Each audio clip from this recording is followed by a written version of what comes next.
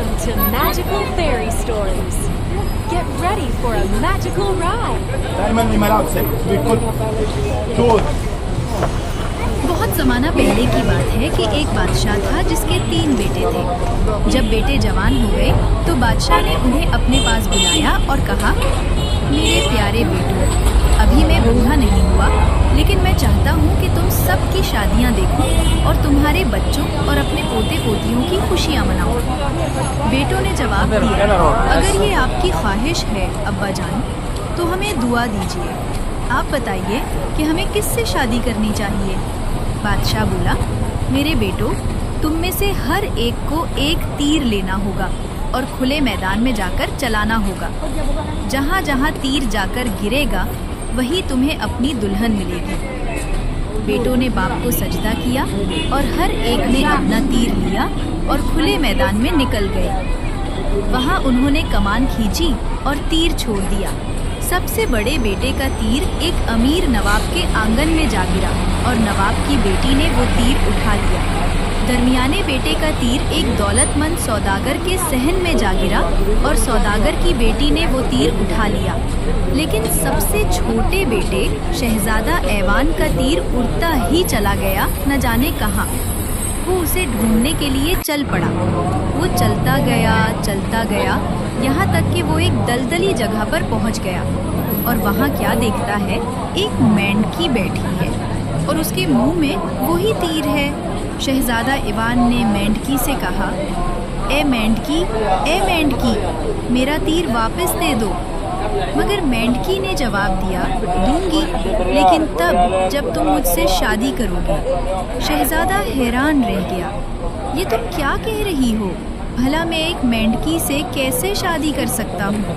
मेंढकी ने कहा, तुम्हें करनी ही होगी, क्योंकि मैं तुम्हारी मुकद्दर की दुल्हन हूँ।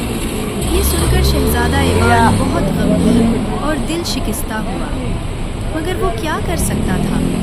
आखिरकार उसने मेंढकी को उठाया और अपने साथ घर ले आया। 3 शादियाँ हुई। बड़ा बेटा नवाब की बेटी से ब्याह गया। दरमियाना बेटा सौदागर की बेटी का दूल्हा बना और बेचारा शहजादा ऐवान एक मेंढकी के साथ ब्याह किया गया।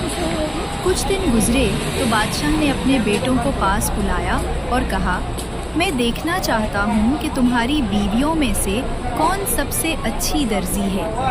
कल सुबह तक हर एक अपनी सुई कढ़ाई से मेरे लिए एक कमीज तैयार करे। बेटों ने बाप को सलाम किया और घरों को लौट गए। शहजादा ऐवान घर आया तो उदास होकर बैठ गया और सर झुका लिया।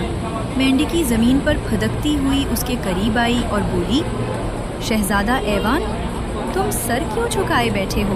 तुम्हें क्या परेशानी है? ऐवान ने जवाब दिया, अब्बा हुजूर ने कहा है कि कल सुबह तक तुम्हें एक कमीज़ तैयार करनी होगी। मेंढकी ने कहा, गम न करो शहजादे ऐवान, जाकर सो जाओ, क्योंकि सुबह शाम से ज़्यादा अक्लमंद होती है। ऐवान सो गया।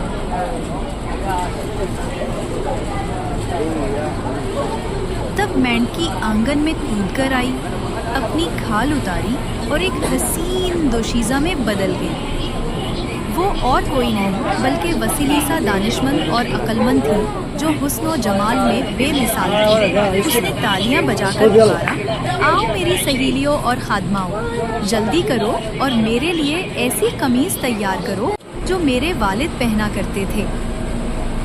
सुबह जब शहजादा ऐवान बेदार हुआ तो फिर एक बार मेंढकी ज़मीन पर फुदकती हुई नजर आई, लेकिन कमीज़ तैयार थी, नफीस तौलिए में लिपटी हुई मेज़ पर रखी थी। ऐवान खुशी से निहाल हो गया। उसने कमीज़ उठाई और बाप के हुजूर गया। बादशाह उस वक्त अपने बड़े बेटों के तोहफे वसूल कर रहा था। बड़े बेटे ने अपनी कमीज़ पेश की। बादशाह ने उसे हाथ में लिया और कहा, ये तो बस किसी गरीब किसान के पहनने के लायक है। फिर दरमियाने बेटे ने अपनी कमीज़ पेश की। बादशाह ने उसे देखा और कहा, ये कमीज़ तो बस गुस्ल खाने जाने के काम आ सकती है।